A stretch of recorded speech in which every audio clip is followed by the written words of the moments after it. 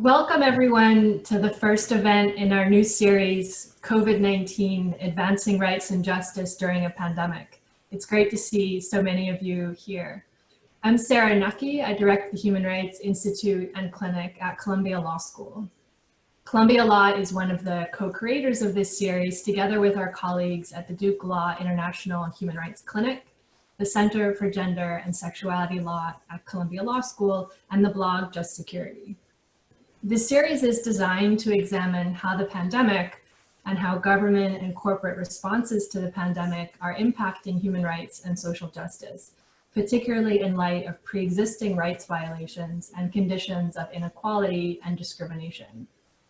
The series will also examine how social justice and human rights advocates are and can respond to the pandemic to both defend against new violations that we see emerging and also to conduct long-term advocacy to address the underlying conditions and systems that result in the pandemic, burdening some communities much more than others. There will be events through the series, for example, on digital rights, surveillance, and the right to the internet, events on impacts on women, migrants, people in detention, and on the pandemic in the context of armed conflict contexts, and in relation to the rights to health, water, and housing.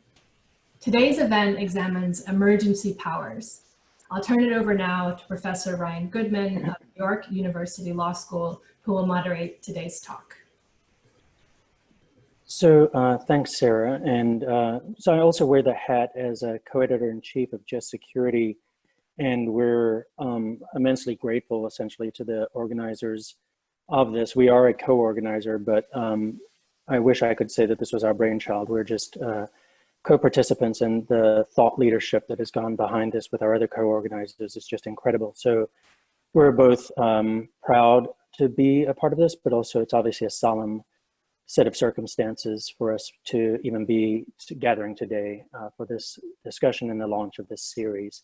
I'm just going to be playing the role of the moderator today, so I'm going to do a few words of introduction of our three panelists that we're going to hear from, and then I'll do some questions and answers with them, but there's an opportunity for you all as attendees to participate as well in the live discussion. The way to do that is on Twitter, and you can tweet any question that you have for the panelists by using the hashtag COVID-19 justice, hashtag COVID-19 justice, and then I'll be able to field some of those questions over to our panelists.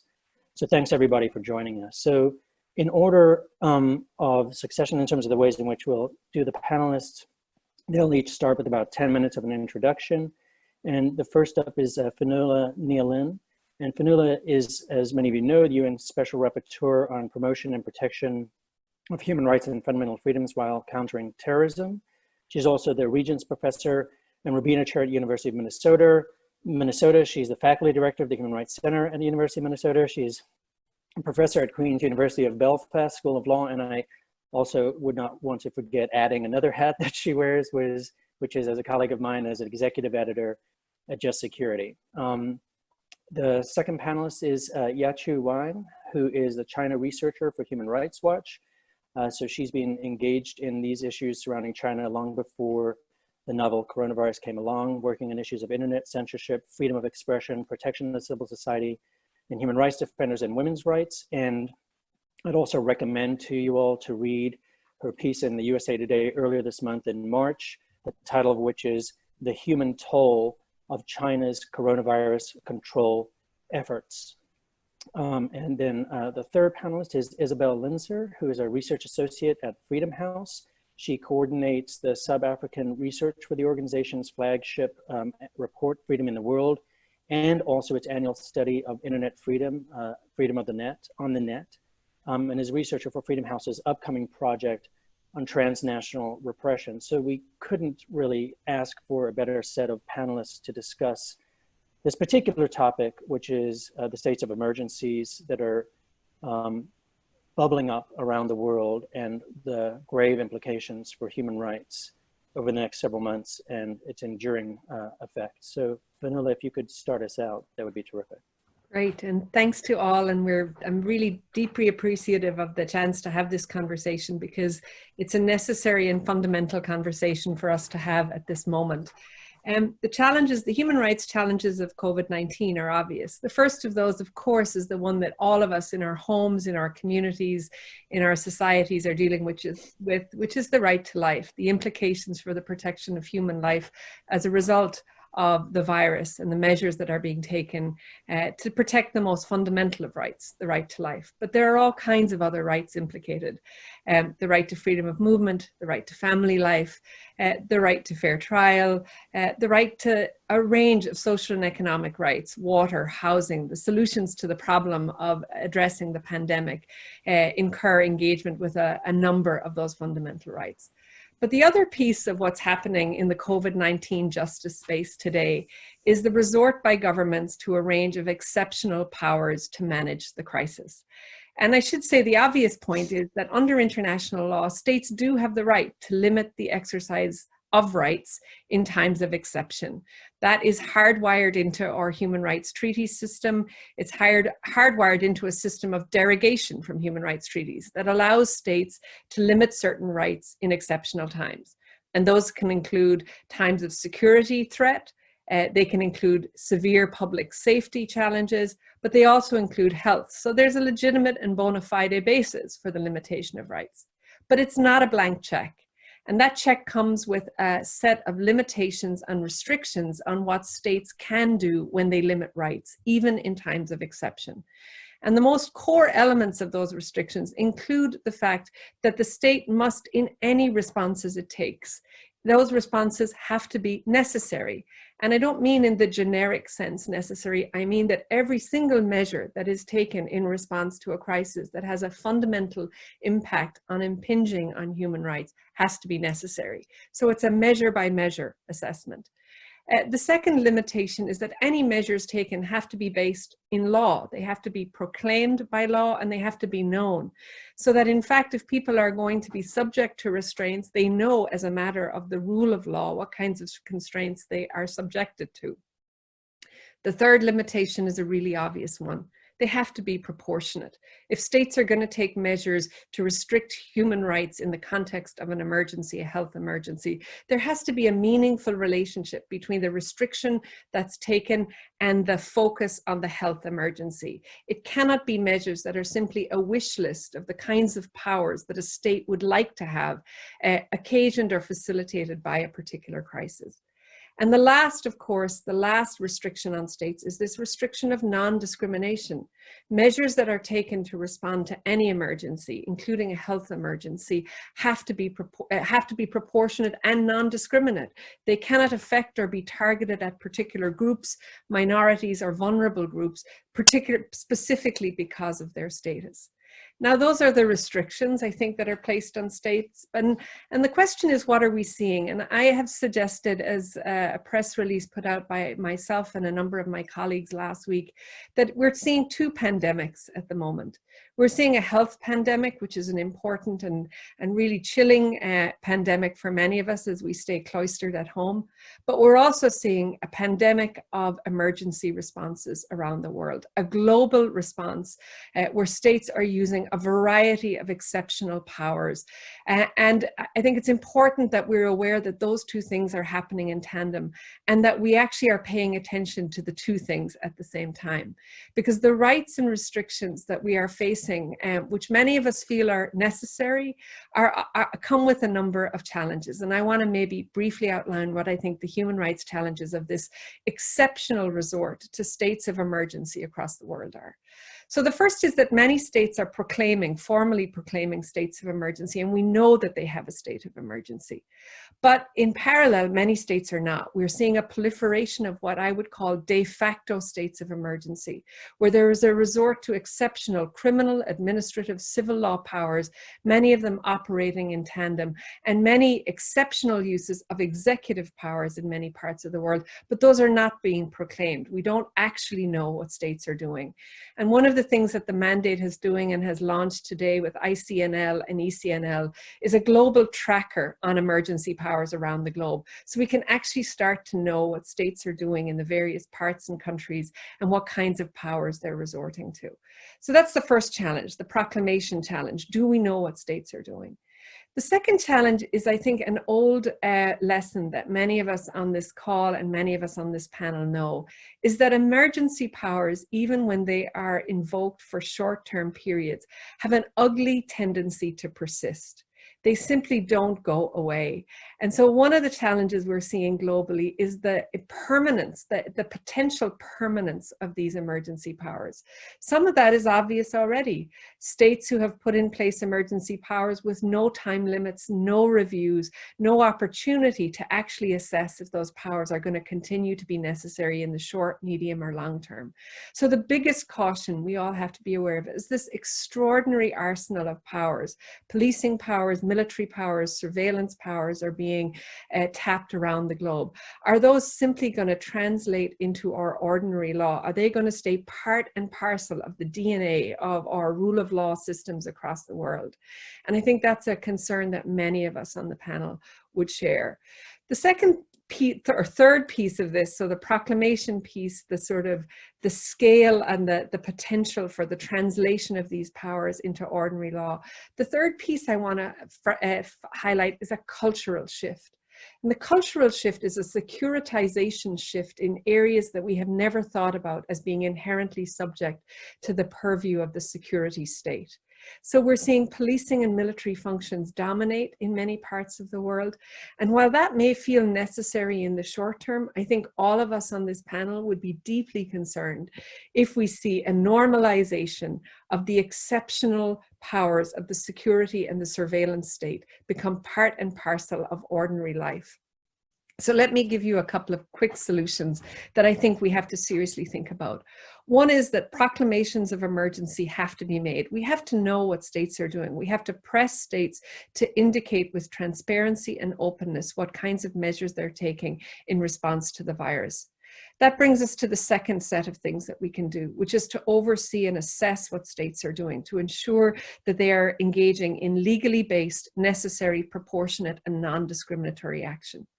The third thing we can do is press for sunset clauses in every piece of legislation that we're seeing in response to the COVID-19 pandemic.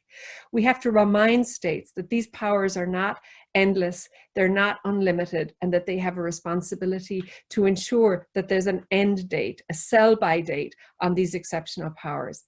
Finally, we have to ensure that there's oversight from the courts, from parliaments, from independent civil society, and that those traditional mechanisms of oversight are not being shut down by the crisis. And let me close by reminding us all, going back to that analogy of dual pandemics, which is that if we were to wake up in a world post the pandemic in which the rule of law is weaker, in which authoritarians are stronger, in which democracies are more fragile as a result of the exceptional expansion of emergency powers. We may have beaten the health pandemic, but we will be facing a crisis of law, a crisis of legitimacy, and a crisis of rights the day after the pandemic ends. Thank you all. Thank you.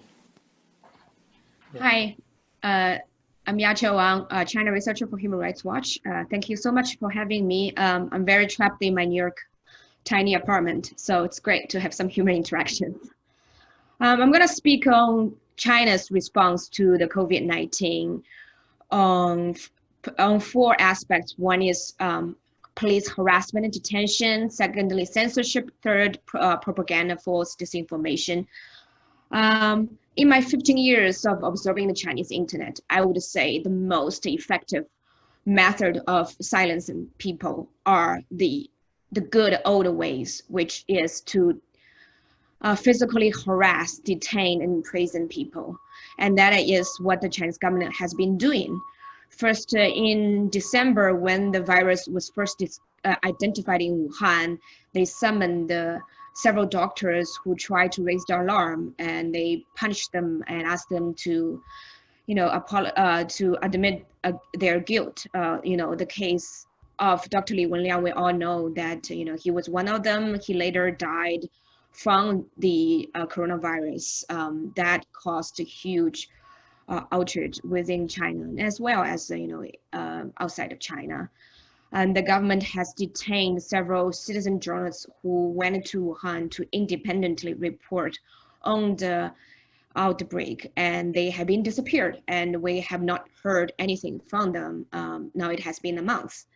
And the government has also detained hundreds of so-called rumor mongers, people who just went on internet, either on their social media or their private chat, saying something like, I know there's a neighbor who got infected. So there have been at least hundreds of cases of that.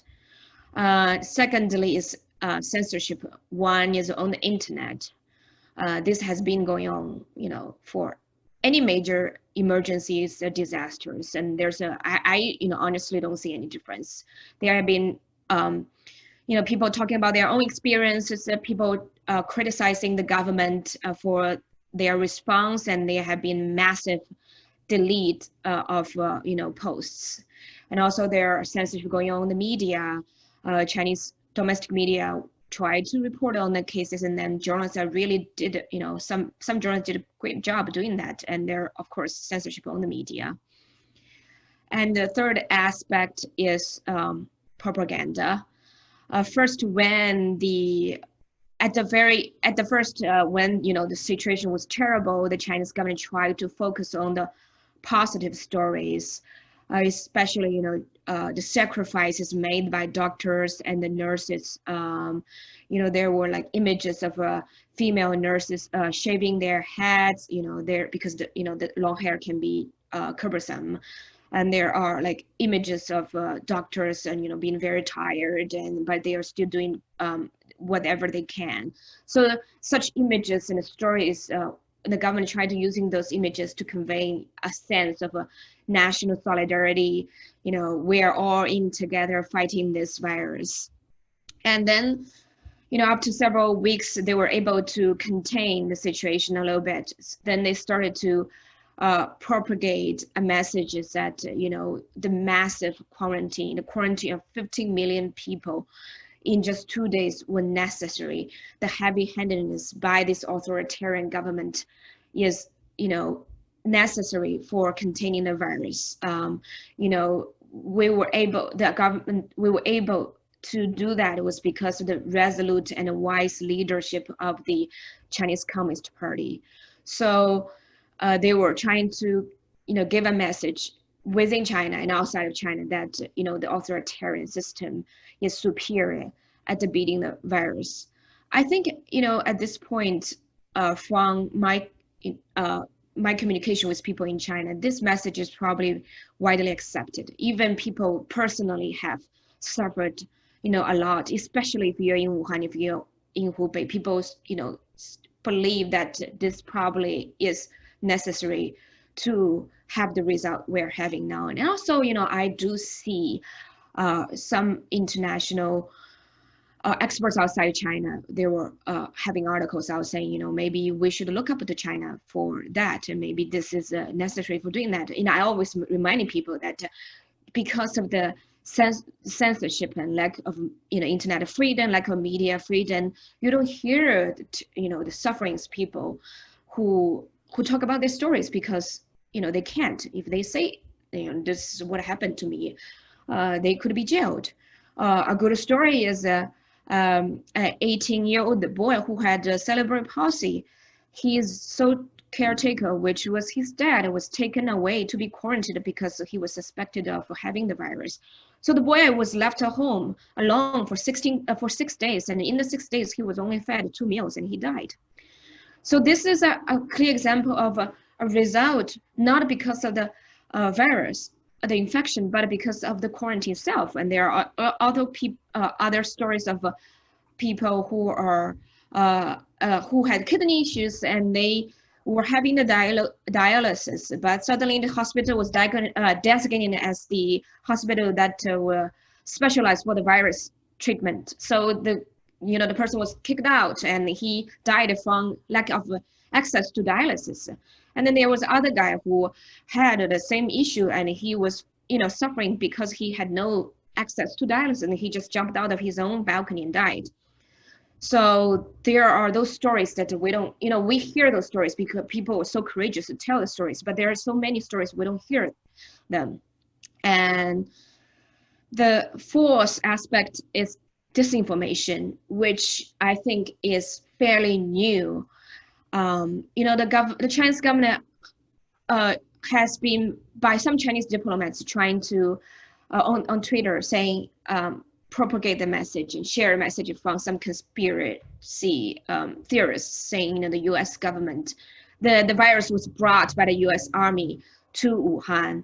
And also they twisted a commentary made by an Italian scholar saying, he said, in Italy, the virus could have been, going on before that it was public identified, and the government twisted it saying, probably it was not originated from China, but probably from Italy. So the diplomats have been also the spokesperson, particularly the spokesman from the Ministry of Foreign Affairs, have tried to spread those conspiratorial theory.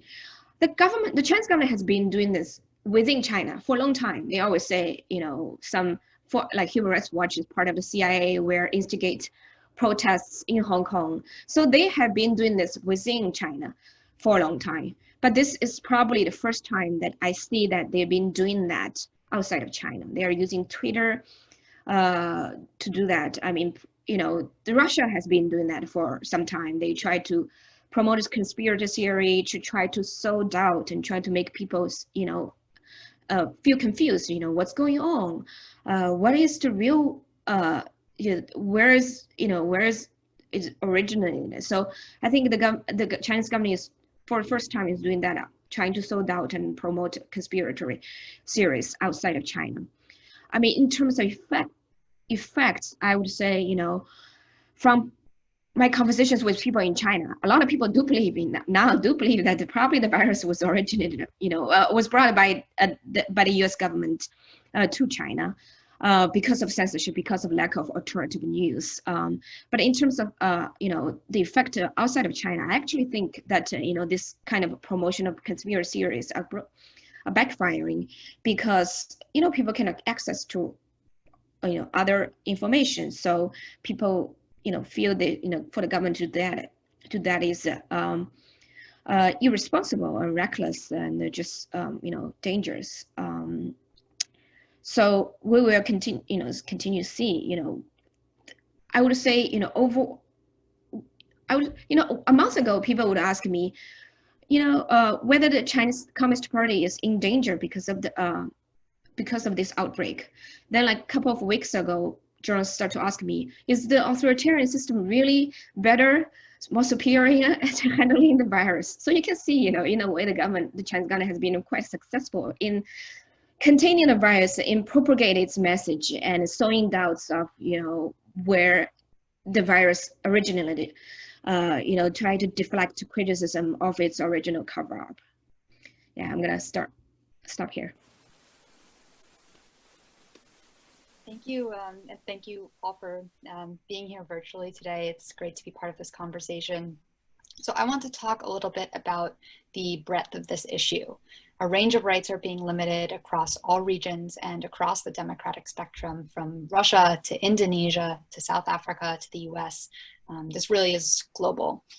And while this pandemic is new, the inclination of governments to expand their powers in times of emergency is very much not new. And this has been very, very visible since the beginning of the COVID-19 outbreak. And as my colleagues have said, it's very common for states of emergency and other crisis responses to become long-term policies. And I'll just start with terrorism as an example. We've frequently seen where that's the case. Many of us are familiar, of course, in the US, surveillance powers were expanded rapidly following 9/11. And this has been kind of on my mind as we've seen some harsh responses to the outbreak from Egypt, where they're already under a state of emergency. They implemented one almost 3 years ago, and I believe have extended it 11 times. It was originally following a terrorist attack. And so they're coming into this crisis already under a state of emergency. So while certain limitations on human rights are necessary to address the pandemic, we must recognize that there's the potential for a long-term effect of these limitations. Now, as a researcher who is not a public health expert, my goal is to watch closely and distinguish between actions that objectively address public health, those that undermine dealing with it properly, and those where leaders are simply taking advantage of the situation. From a research perspective, I find thinking about the pandemic as effectively a natural disaster is kind of an approachable way to come to this question. You know, when there is a hurricane or an earthquake or what have you, there's a very well understood norm that some kind of direct response, whether it is the need to impose curfews, restrict movement, or otherwise expand executive power, is necessary. And I think that's kind of the attitude that we should come to this with as well. Those are temporary restrictions, and we frankly don't talk that much about them in the human rights context because they are so well established and have their limitations. In fact, in Freedom in the World's, or in Freedom House's Freedom in the World report, which looks annually at political rights and civil liberties in every country in the world, we do not penalize countries where governments have enacted states of emergency to directly respond to a natural disaster. Now, if that state of emergency is coupled with severe corruption or is used for political gain, then it does become a problem and we evaluate it differently. So what are we seeing in response to the coronavirus outbreak? For starters, we're seeing impacts across a broad range of rights, sometimes through targeted states of emergency and sometimes through other means like existing laws. There are restrictions to the free flow of information, enhanced surveillance, and also changes to electoral plans, to name a few. Before touching on each of those issues briefly, I also want to flag that Freedom House has tracked 14 consecutive years of declining global freedom through our Freedom in the World report, and 9 consecutive years of decline in internet freedom through our Freedom on the Net report. So all of these concerning new restrictions that we're talking about today are being enacted in a climate that is already a shrinking space for rights. So onto these specific areas that I mentioned. I'll start with the free flow of information, which is very clearly under assault. In some countries, we've seen extremely aggressive censorship measures. Just this morning, actually, I learned that Turkmenistan has banned the use of the word coronavirus. That, of course, is a very extreme example, and not all countries are using outright censorship. Many others are repurposing old laws or passing new ones to crack down on speech by journalists and ordinary citizens. A lot of these laws focus on disinformation. And that's a kind of a sticky subject, I understand right now, when people are very concerned about having accurate health information. But penalties for disinformation, whether or not the information is objectively problematic, those penalties certainly are problematic.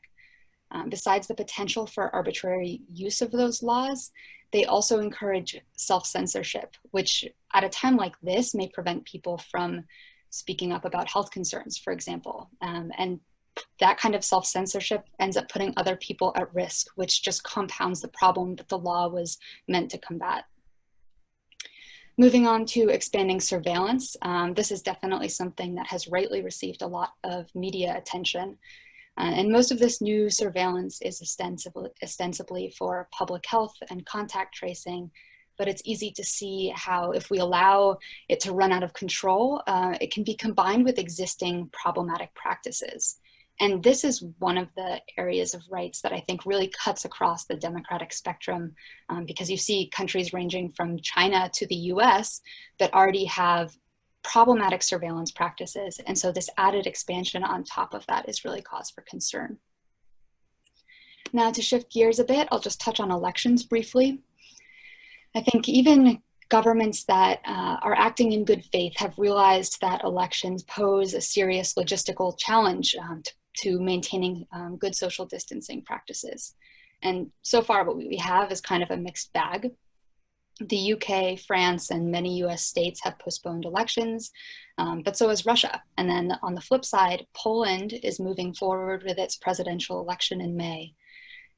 What governments, democratic governments, do right now will really set a benchmark for the future. At best, postponing elections in democratic countries shows that they lack the logistical capacity to uphold core democratic principles during a time of crisis. And that in and of itself is a problem. At worst, they provide precedent for authoritarian governments to postpone elections in the future.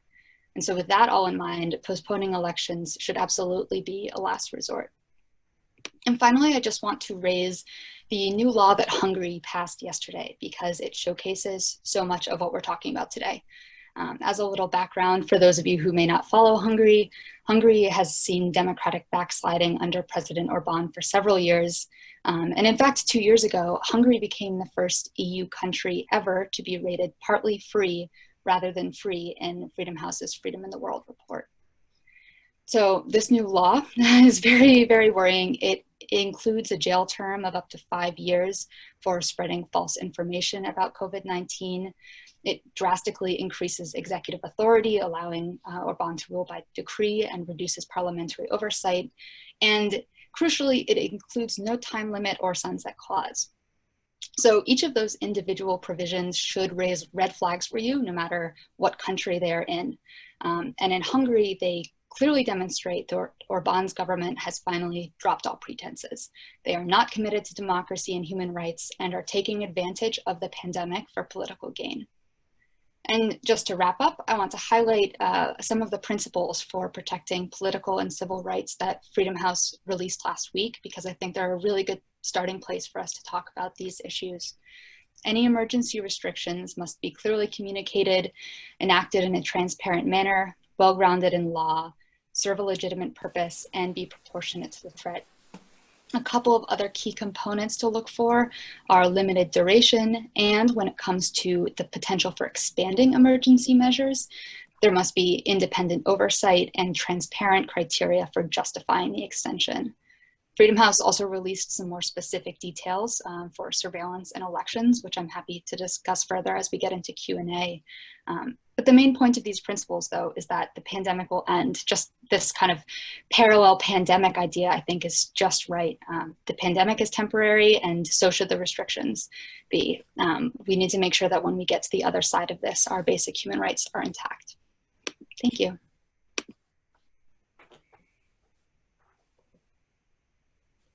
Great. So I'm going to open it up with one of the questions I had, but I'm going to merge the question with one of the questions that came over on Twitter. So that's why if my eyes were darting to the left or the right of your screen, I was just trying to track Twitter. So the question, I think, for any of the panelists to answer, but first, I think, Fionnuala, if you would maybe field it in on Twitter, was posed to you. The way the person who asked the question, Hernan Vales, he said, question for Fionnuala: the international system for notification of Article 4 ICCPR, so the International Covenant on Civil and Political Rights derogation provision, is not being used with only a handful of states notifying. Why do you think that is? And just to a little bit further background on this, Christoph Haynes at the University of Pretoria's Human Rights Center is also collecting derogations very specific to the right of assembly that people might want to know about. And there it is also very few and far between states that are entering reservations, either under the International Covenant on Civil and Political Rights or regional human rights systems. And what explains that, and another question, the way I thought of framing it is, do we want to see more states doing that? Because what they really are doing is stepping out of the normal baseline set of obligations, and they need to enter in to some extreme specialized system by derogating, which is another sign that we really are in a temporary set of conditions that they must therefore meet the standards that you started out with, Fionnuala. So if you could speak to that phenomenon, that would be great. Yeah, so I think it's a really good question. There's a general point of knowledge, which I think is tracked by Christoph's collection, but also my mandate, I issued a report spring in 2018 to the Human Rights Council, which tracked the use of emergency powers in the area of counterterrorism.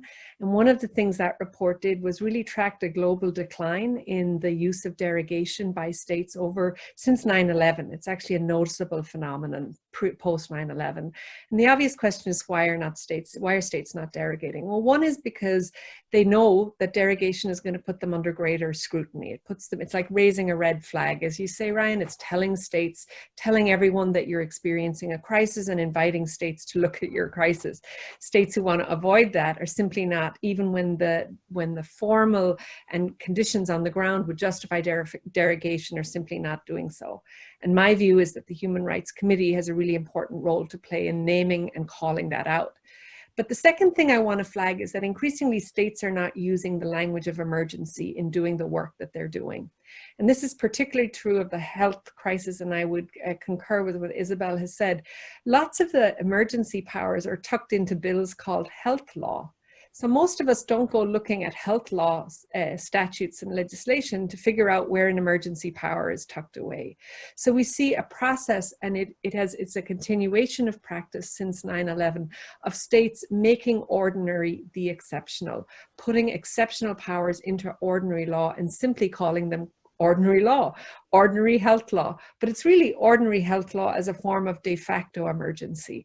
And I think that's the space that we have to watch the closest, is that the lack of proclamation, the lack of notification, the seamless and insidious way in which the ordinary law is being corrupted by the exception in so many states, weakening our democracies from the inside out, weakening the core of the rule of law by essentially making the exceptional the norm. That's the space where I think we have to be really careful about, and where our both civil society and advocacy has to do a better job in actually naming what hasn't been named as exceptional.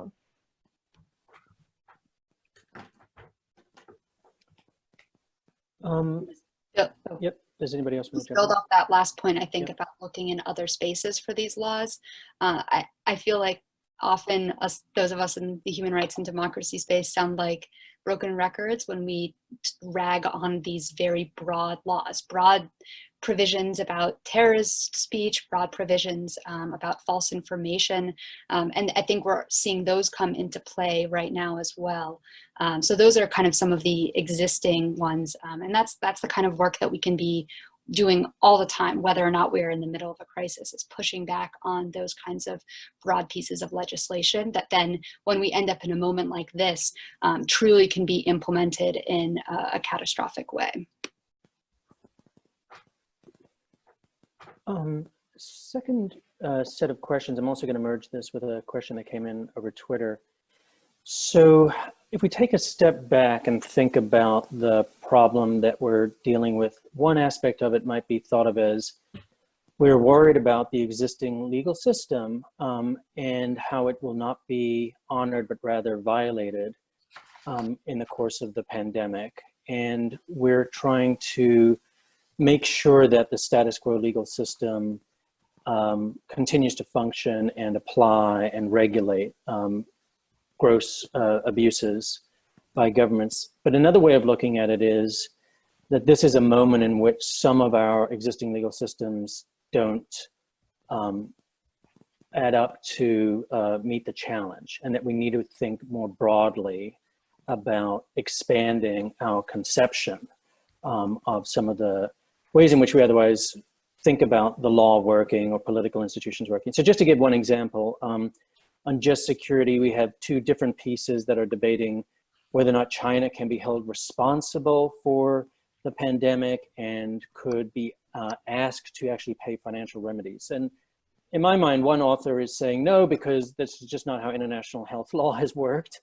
And the other authors are kind of maybe admitting that, but then thinking this is a paradigm shift. This is the time where an international or tribunal or national court might very well say, no, here's something different about it. Now, there are other problems with that because of contributory negligence from the United States government, for example, worsening the situation where other governments have not felt the impact. But that's one question. So let me also just put it to the panelists by quoting from the tweet, which is, and Tonella Chisena, I hope I'm pronouncing your name somewhat correctly, who says, quote, "Do you think we have to face these situations which end up violating civil rights and human rights stricto sensu, which with existing legal instruments, following the example cited, expelling Hungary from the EU, or within the institution of ad hoc legal instruments?" So I think of that as kind of in a similar vein of the question that I'm throwing out to you.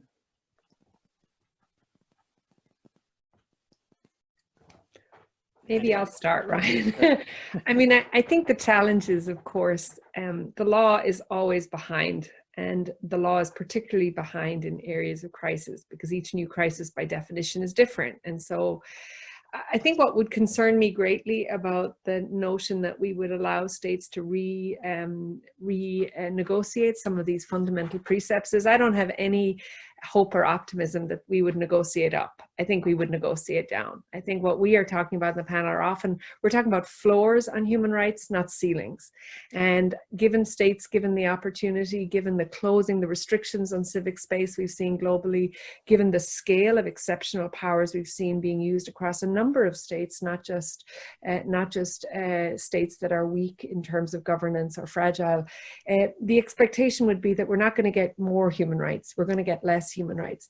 But I think it also causes us to think about the conditions conducive to why this crisis has been so impactful. The lack of implementation of fundamental social and economic rights around the globe is a fundamental precursor to the restrictions that are now being imposed. So I think we thoughtfully have to ask the question is, what were the human rights deficits that led to the cause of this crisis? Not simply what we've heard from Human Rights Watch about the kind of authoritarian deficits in China, but the fact that when people don't have access to running water, they can't wash their hands. So therefore, the spread of the virus, the global pandemic, will be worse. When people don't have safe and adequate housing, then we can't ask them to shelter in place to prevent the worst parts. So it is, I also think, while we're focused on emergency powers today, it's asking what are the conditions conducive to the production of emergency powers, where states who have failed in their fundamental obligations to their citizens then take additional repressive powers to compensate for that lack of fundamental provision in the first place. And I do think that's also what I hope this series, and I know what Just Security has been encouraging a conversation about, which is not just the obvious breaches, but actually the conditions that have produced the breaches.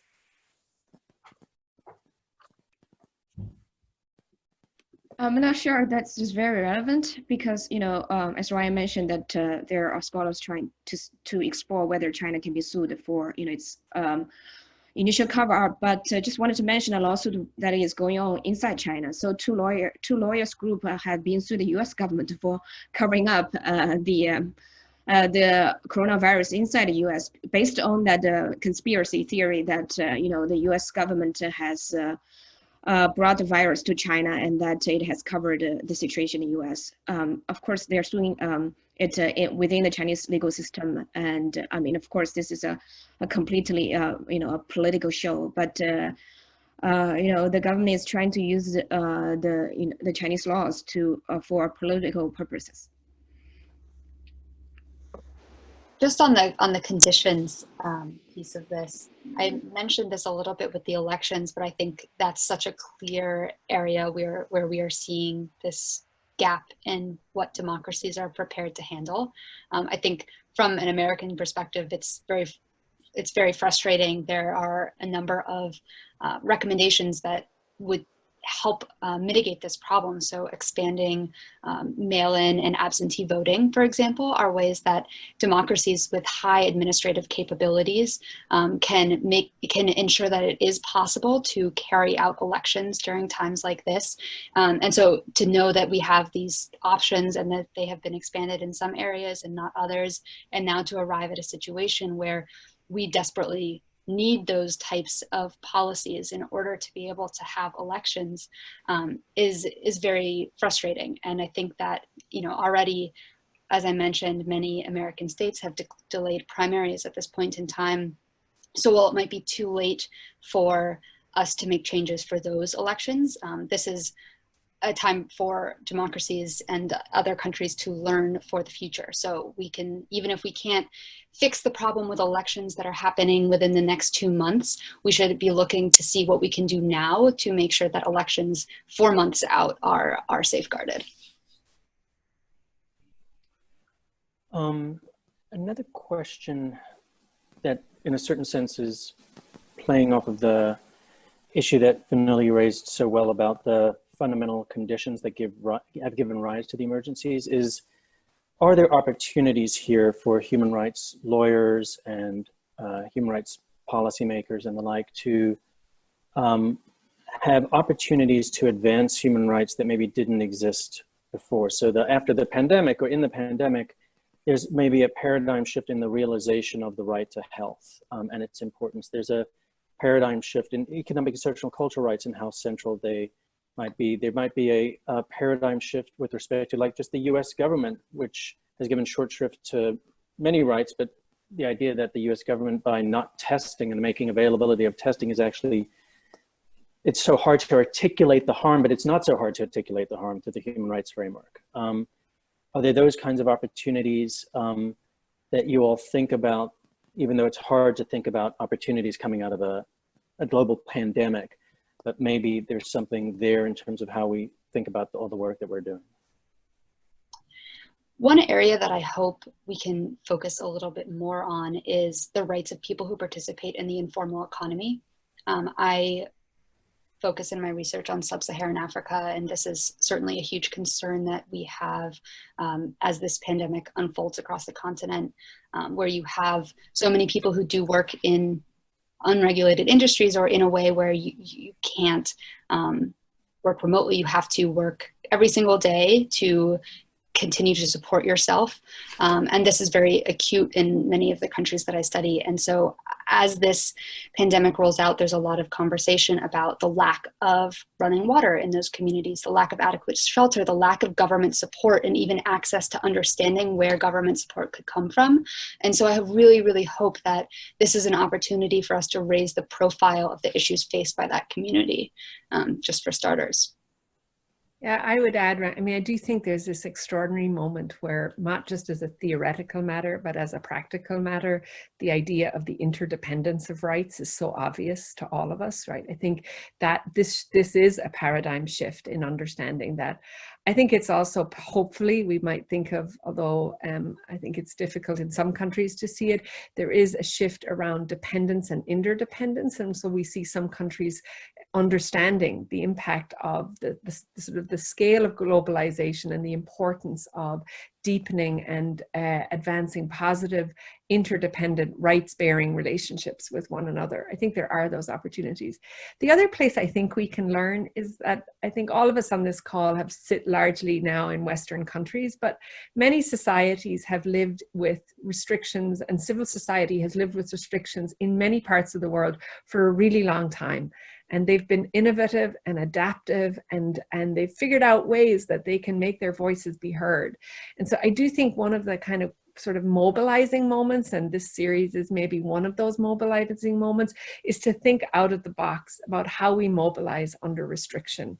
How do we use the moment of restriction to create new relationships? How do we find ourselves in different conversations? And how does the technology help us? You know, how can we use those moments now? And I think there is opportunity there.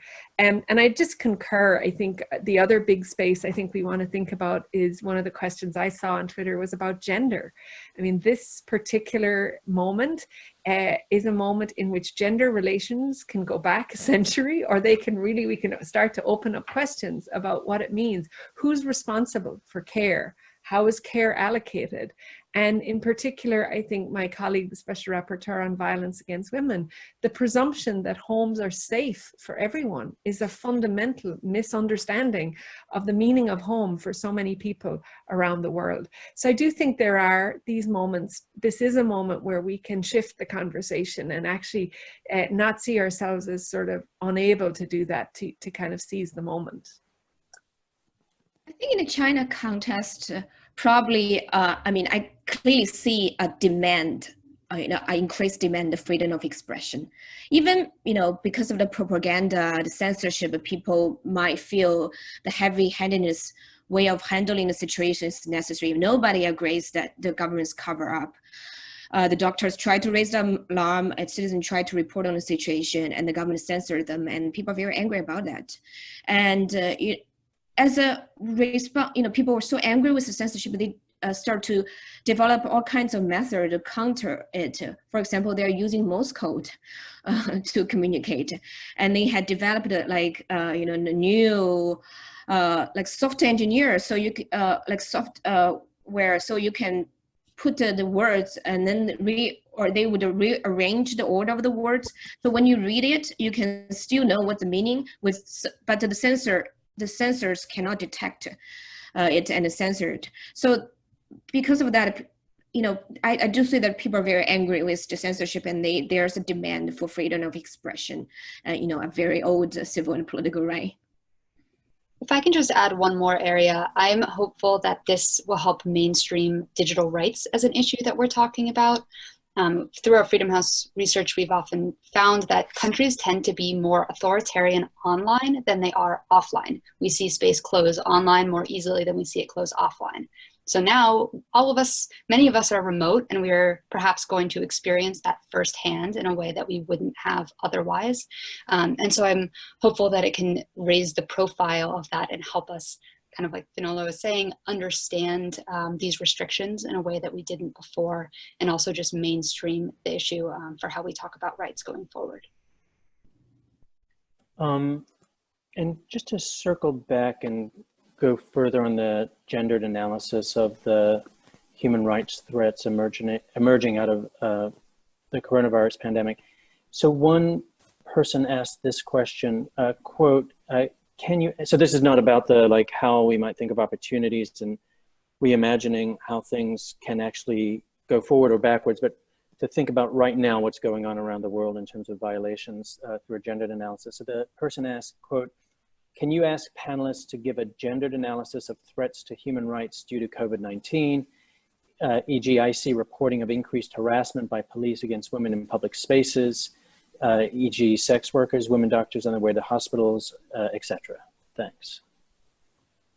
Sure, I'd be happy to start, Ryan. I do think that a gendered analysis here is really important and relevant. So let's start with just thinking of the impact. Some of it I've said already, the assumptions that home is the place where the crisis is managed, and the sort of ordering of gendered relationships in many homes, in many societies, and the ways in which burdens of care fall unequally on men and women.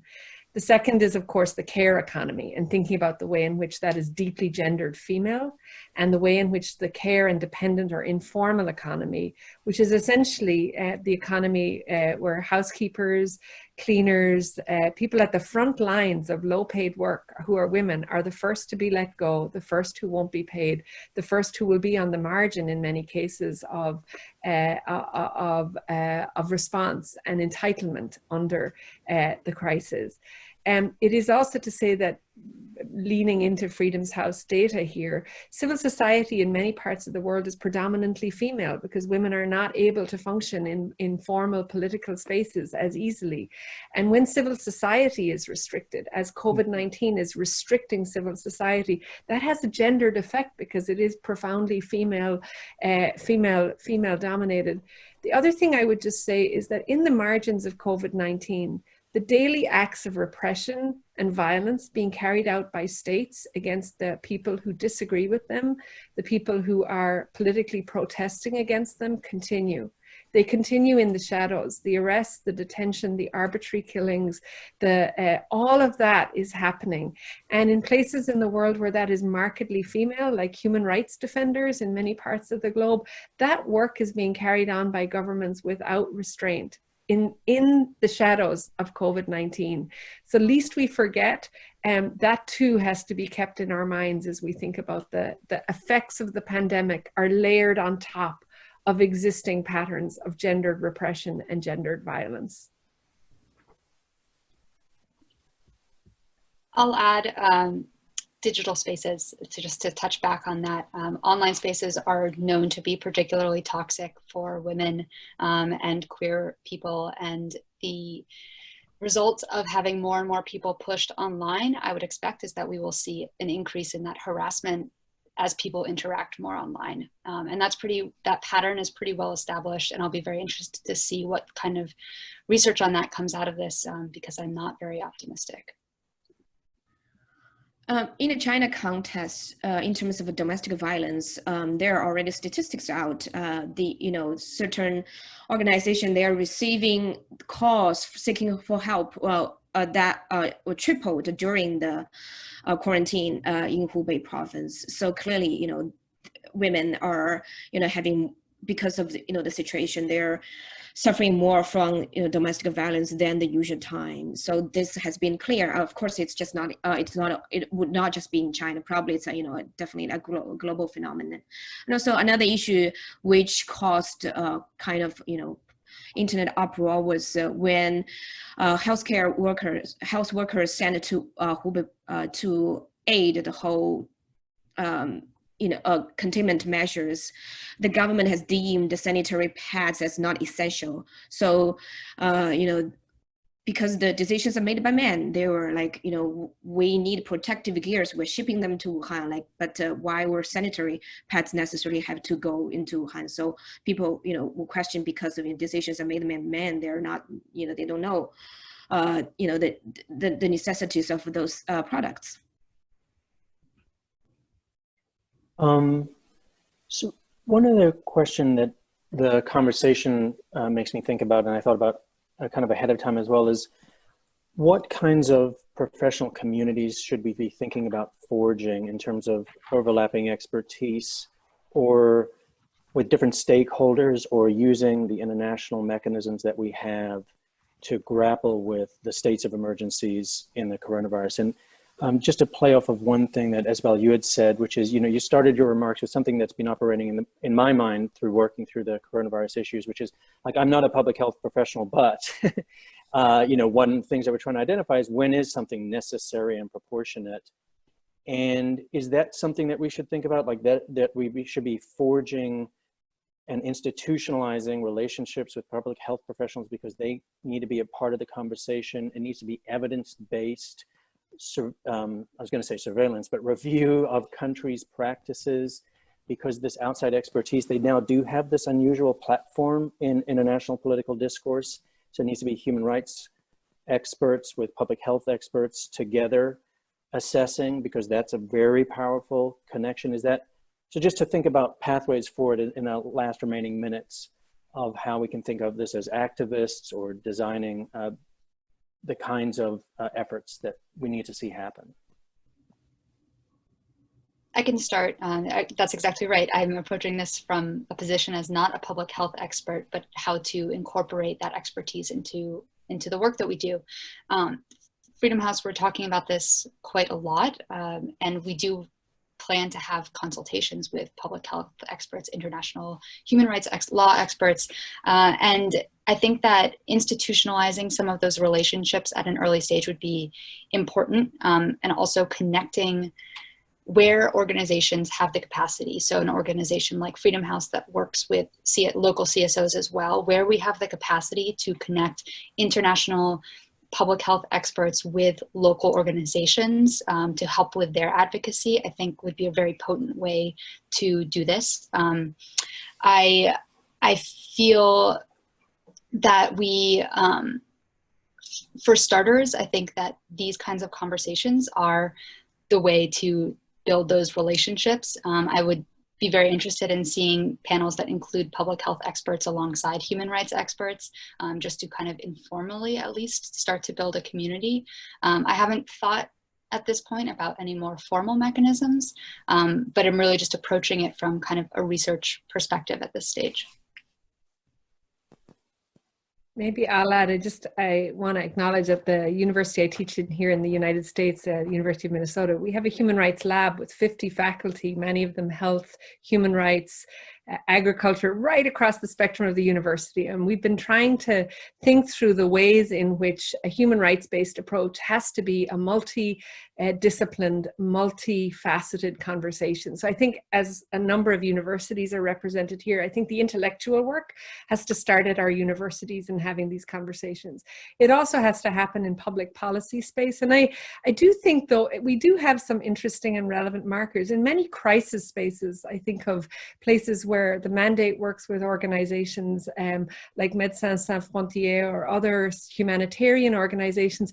We're doing this all the time. We're dealing with people who are functioning in highly complex, fragile, and I think we can learn from some lessons from the ways in which those have worked well, and also learn the lessons when they haven't worked well. And I do think that's the motif of the moment, is to capture the moment, to use the moment to do the things we want to do, to use the upending. Sometimes times of crisis, we talk about the bad sides or the downsides, but the upside is that things get churned up and turned inside out. And in those moments, we can do sometimes exceptional and extraordinary things to reshape conversations that we've been having a hard time getting through to the general public on. And so maybe this is one such moment. I think China's context probably is a bit unique, because I do think the civil society has a lot of capacity. There are expertise, there are scientists who, you know, have been doing great work, and there are healthcare professionals. But given, you know, the repression, it's hard for them to, you know, work with us.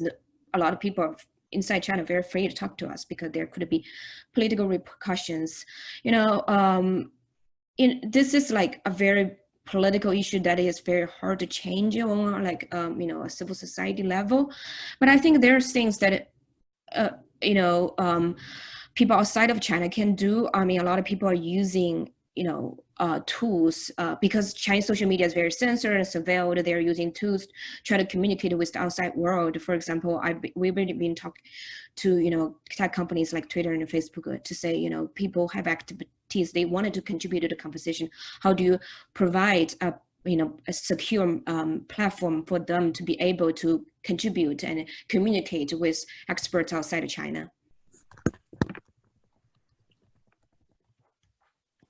Great.